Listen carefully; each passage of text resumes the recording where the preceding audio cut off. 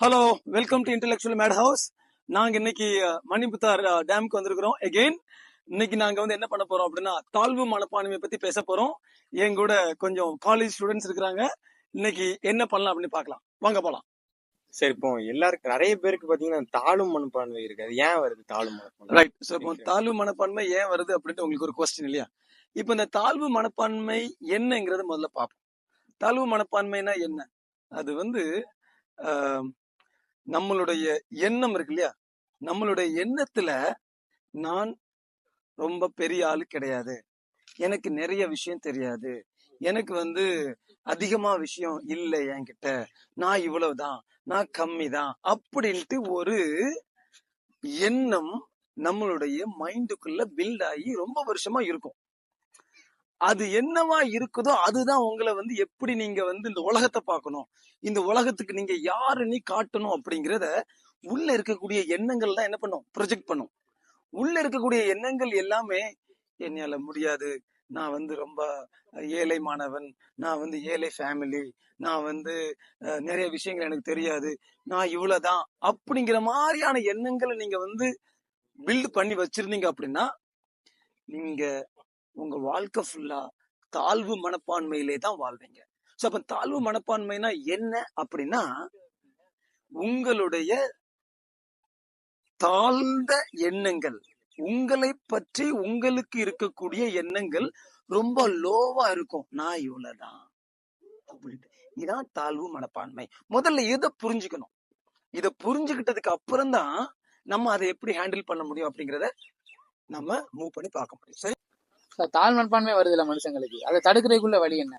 Right. So தாழ்வு மனப்பான்மை நீங்க தடுக்கணும் அப்படின்னா நீங்க முதல் பண்ண வேண்டிய வேலை என்ன அப்படின்னா உங்களுடைய மைண்ட் செட் எப்படி இருக்குன்னு செக் பண்ணும்.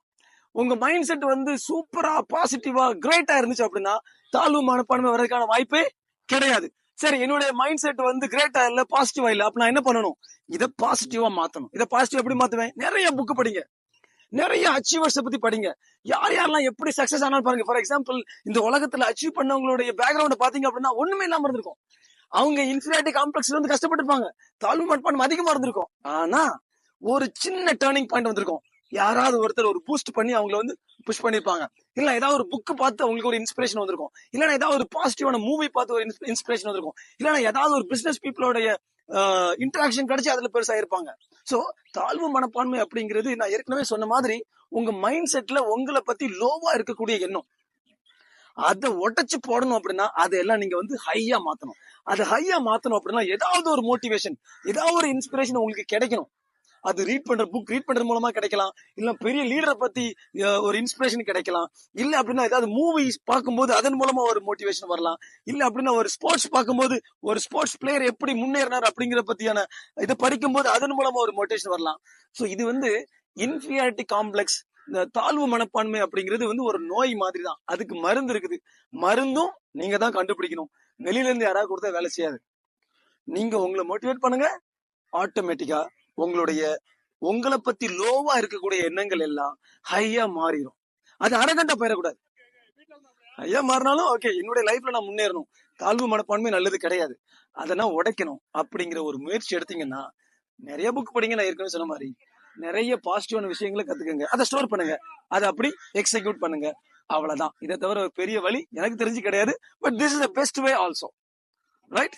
சோ நம்ம தாழ்வு மனப்பான்மைனா என்னன்னு பார்த்தோம், தாழ்வு மனப்பான்மை ஏன் வருதுன்னு பார்த்தோம், தாழ்வு மனப்பான்மை எப்படி பிரேக் பண்ணலாம் அப்படின்னு பார்த்துட்டோம்.